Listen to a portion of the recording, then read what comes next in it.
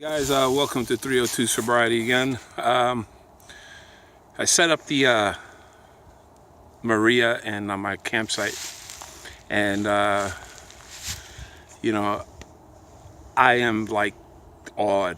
So I'm just going to pan out so you can see what the little campsite looks like. And I'll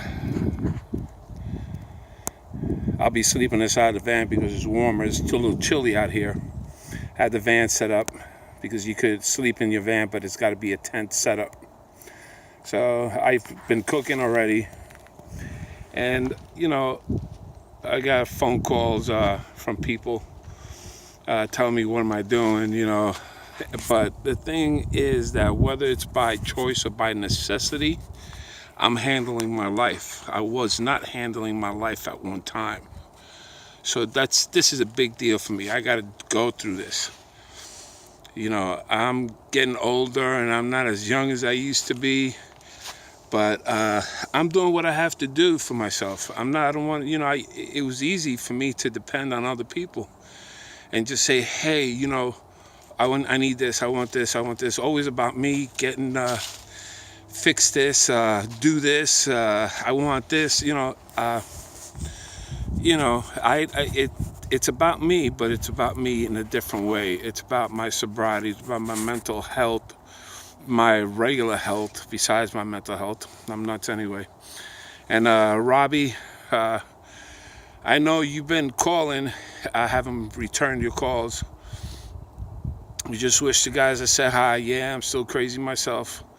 But doing my thing. I'm true to myself. I've always been like this, but this time I'm doing it a little healthier. I'll give you a call. I'm just trying to take care of a lot of things here. But once I do, it'll be before the summertime. I'm going to take a ride up to New York. I'll go visit you. I hope all this reminds you of the old days when we used to go camping with O'Neill and Mikey, and remember my dad coming out of the woods with this big piece of block tree, like he thought he was Hercules, but these were good times, man.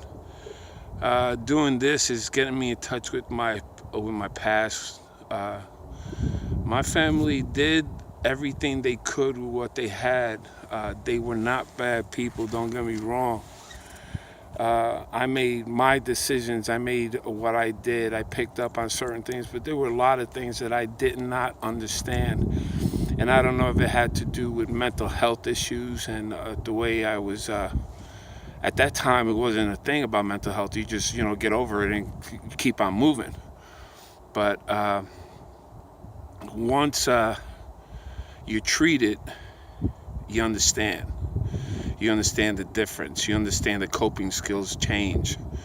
My coping skills were just to self-medicate myself and wanted to have fun all the time. Screw basically responsibilities and have everybody do things for myself. And I just couldn't do that.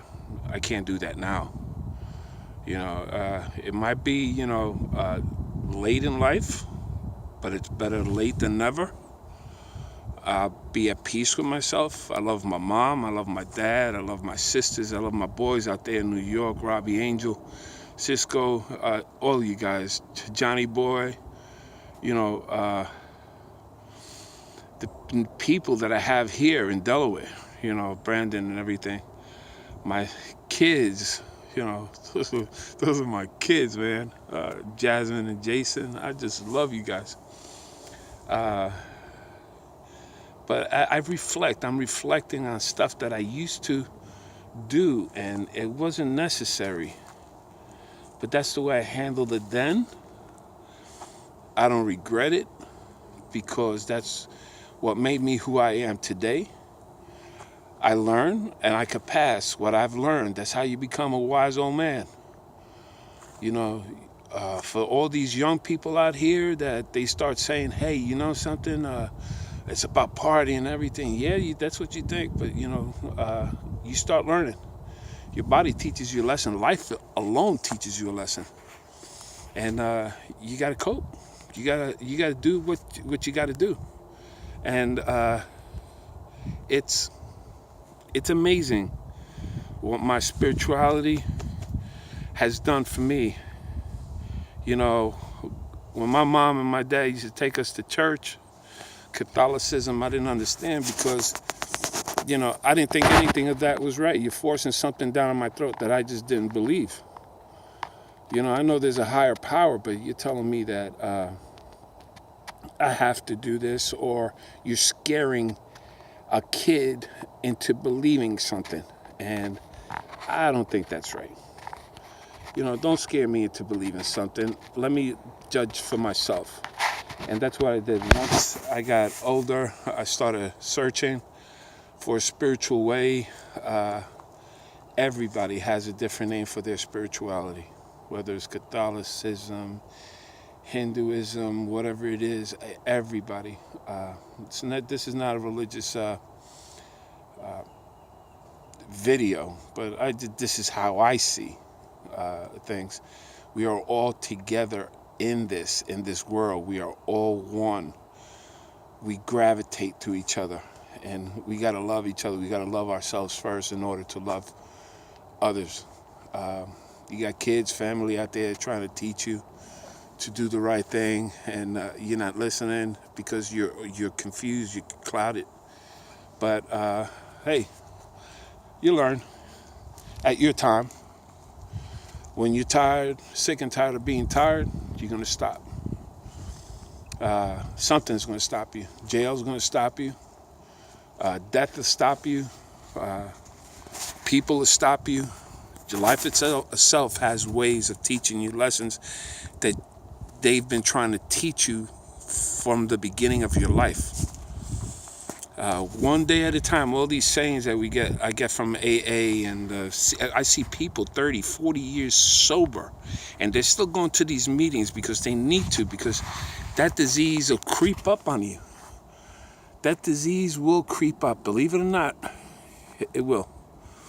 You know, you don't have control over it. Let it go, man. Just let it go.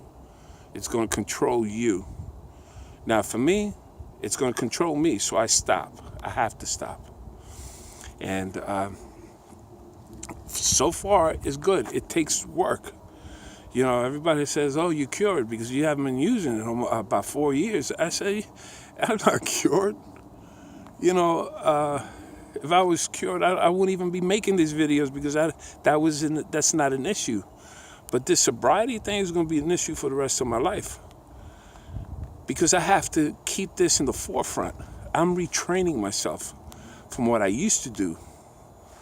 So, you know, for me, I'm blessed. I'm blessed to have you guys. And you guys, you know, subscribe, comment, share. And I have, you know, again, I want to thank all you guys.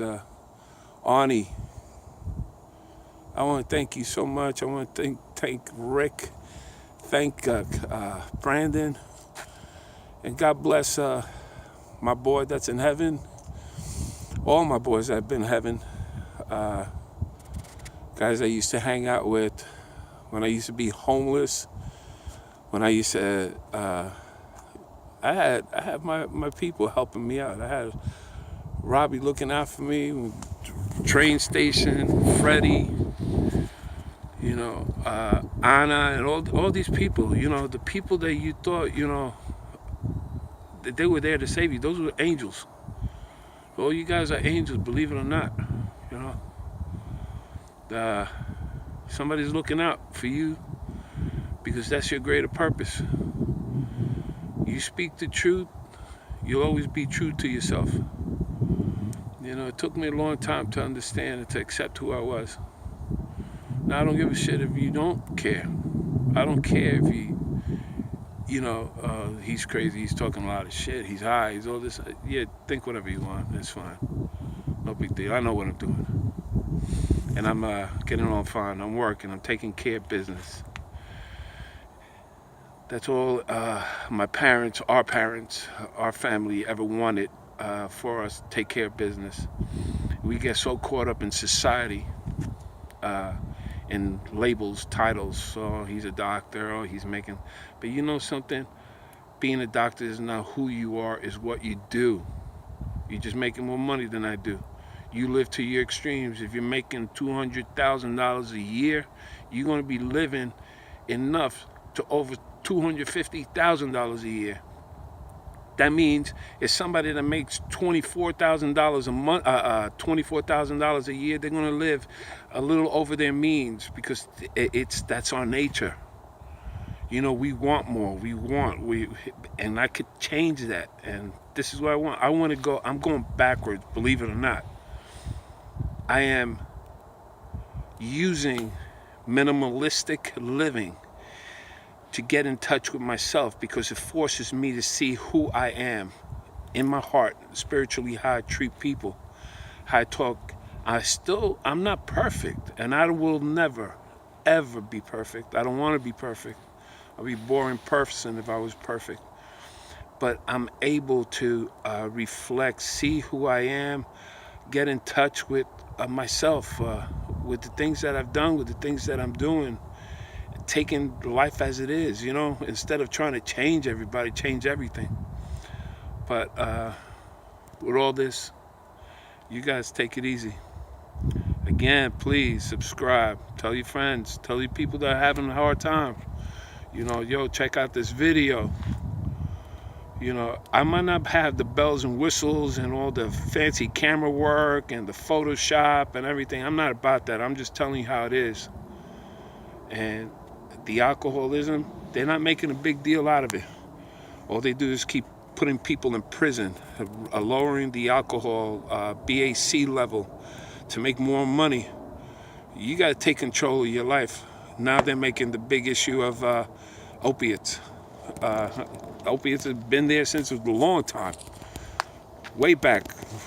I remember down where I used to live, heroin was the big thing. Up in the rooftop, people, you know, kids, 7, 8 years old, Avenue A, Avenue B, you know, that was like New Jack City. Everything, all the drugs you want, all the abandoned buildings, going up and, you know, selling mantecas, you know, which was heroin at that time, smoking crack, making money, and it was all so stupid for now, because we're all older. We can't compete. We gotta keep looking out for our backs. We gotta stick together, guys. You guys take it easy, and peace out.